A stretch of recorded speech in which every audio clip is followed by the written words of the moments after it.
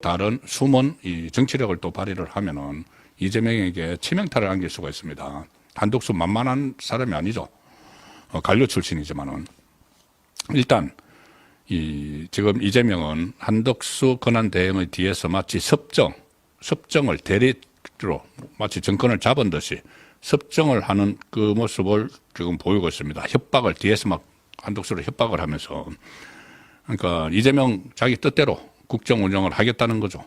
이렇게 하겠다는 이유는 나중에는 재판까지도 본인이 다 안 가고 마치 국정에 바빠 뭐 이런 것처럼 그런 원대한 몽상을 지금 하고 있죠. 그리고 지금 조금 전에 말씀드린 그 좌파 성향의 법안, 이것도 지금 다 밀어붙일 기세입니다. 김건희 특검법은 물론이고, 좌파 성향의 법안을 왜 이렇게 밀어붙이냐 하면은 이게 지금 윤석열 대통령이 거부권을 행사했던 법안들 중에서 뭐 김건희 특검법, 최상병 특검법 이런 정치적인 법안 말고 민주당이 다수당을 이용해서 이 좌파 성향 그리고 사회주의 성격이 짙은 그런 법안들을 많이 제출을 해서 자기들이 통과시켰는데 윤석열 대통령이 그것들을 다 거부를 했죠.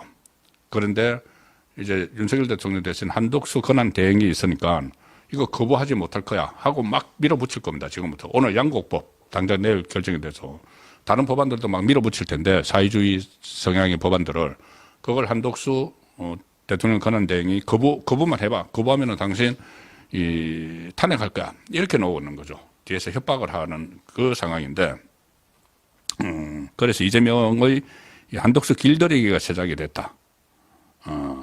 자, 이재명이 어떻게 바뀌어갔냐면은 그때 한동훈 대표와 한덕수 총리가 그때 담화를 했었죠.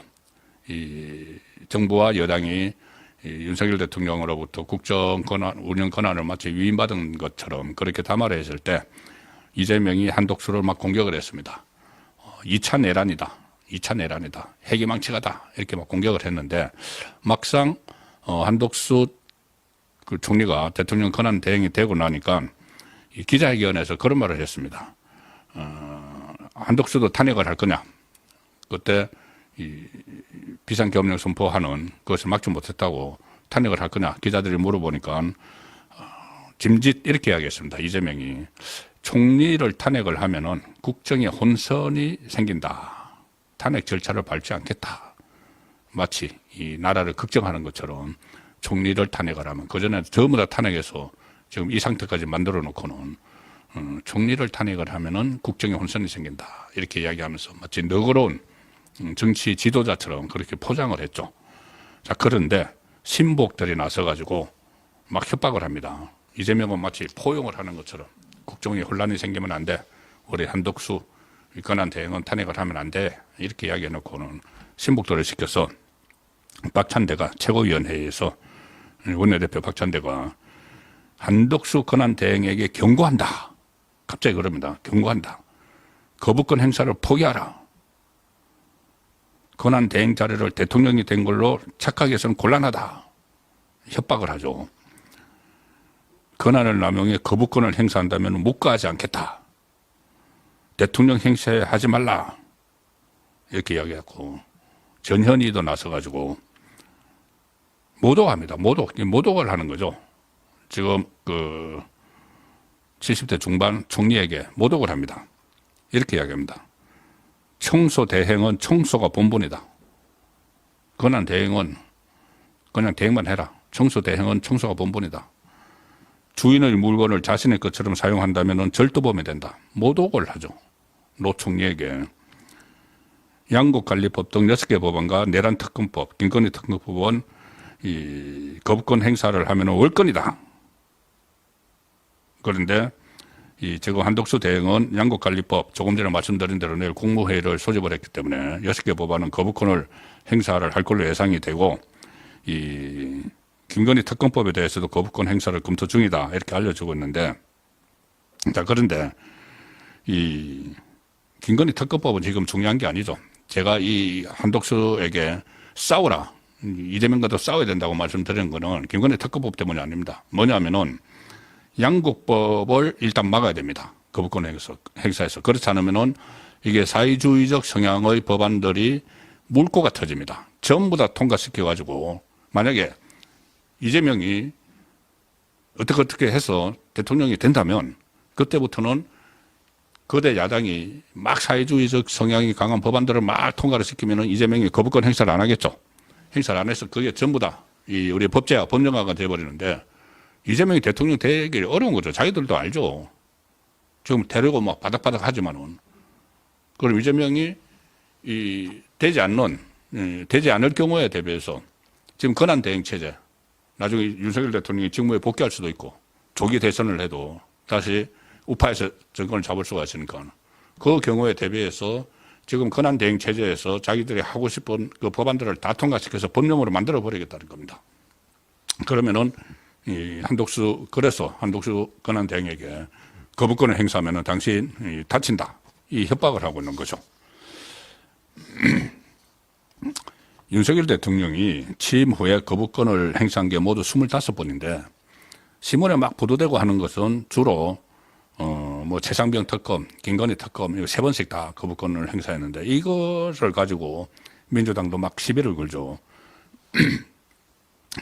뭐 정권과 가족 지키기 위한 이 거부권이다 이렇게 하는데 실제로 더 중요한 건 거부권을 행사한 법안들 중에서 이런 것이 있습니다. 양국관리법은 물론이고 노란봉투법 있죠. 그 기업 뭘 옥죄는 그런 노란봉투법, 방송법, 방송 장악, 좌파가 장악하기 위한 방송법, 이태원 참사 특별법, 전세 사기 특별법, 민주유공자 예우법, 뭐 민주유공자라고 막 해가지고 또 어떤 특권을 가지려고 하는 거기다가 이재명이 했던 전국민 25만 원 지원법 이런 법안들도 다 있었습니다. 그걸 다 거부권 행사해서 막았죠. 윤석열 대통령이. 정부에 엄청난 재정 부담을 주고 또 이것이 법령으로 되면은 이 노란봉투법이나 마찬가지죠. 양국관리법. 상당히 이 사회주의 성향의 이 법안들이기 때문에 그 거부권을 행사한 건데 이것들이 대부분입니다. 25건.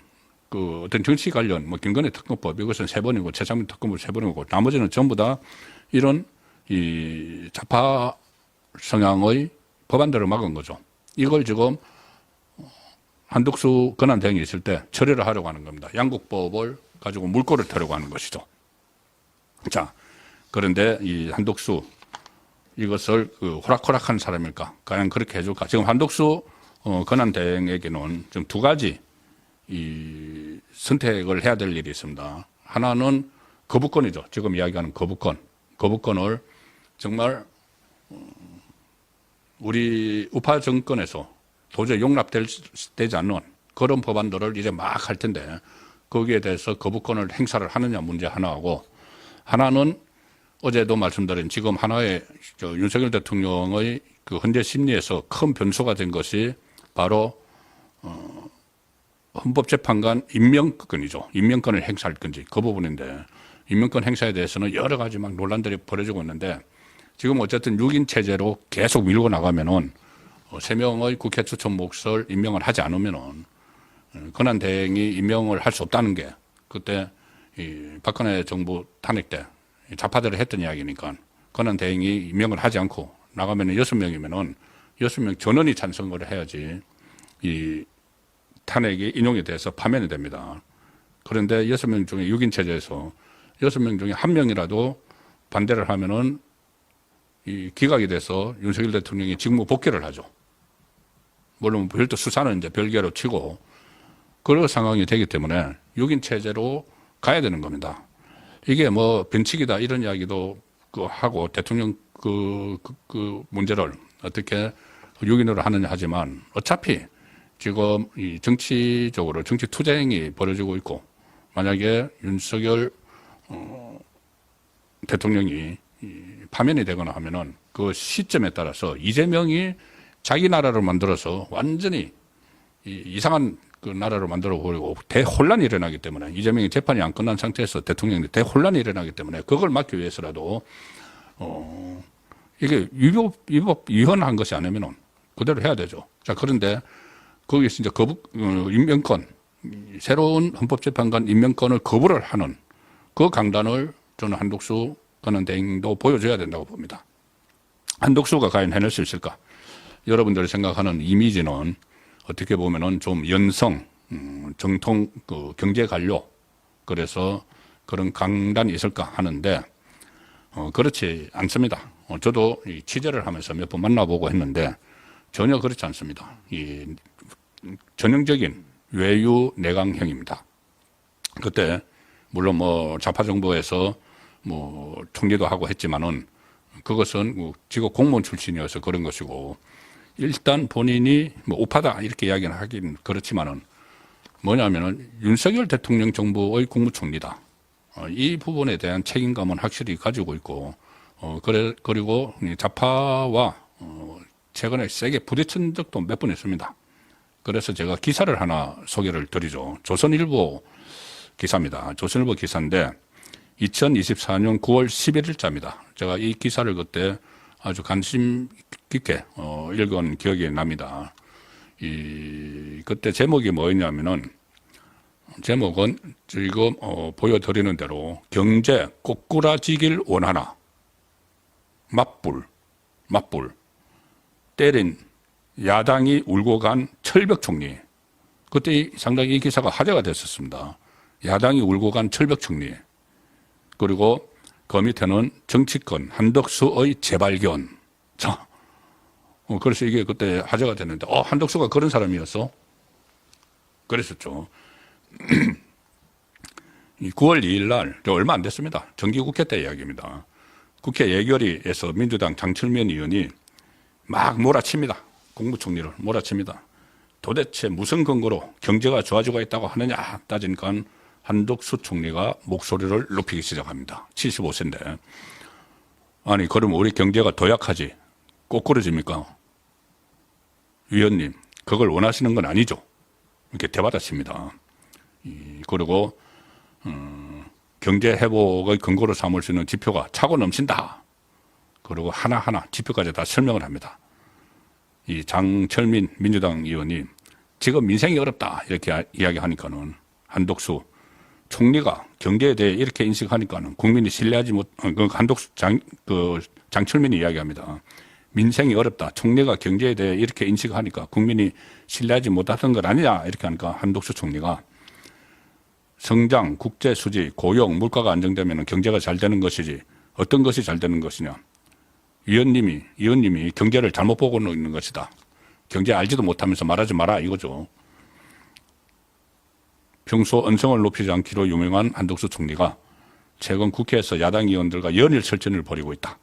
그때 정기국회 때 화제가 됐었습니다.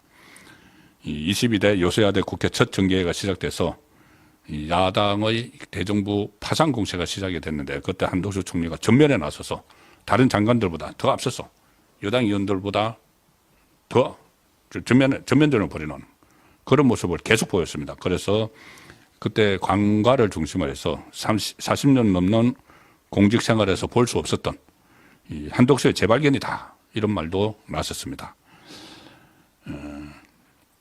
민주당 서영교가 세계 경제가 좋아졌는데 대한민국만 나락으로 떨어졌다 이렇게 하니까 한덕수 총리가 어떤 통계를 봤느냐, 어디서 대한민국 경제가 엉터리라고 하느냐 막 맞받아치기도 하고,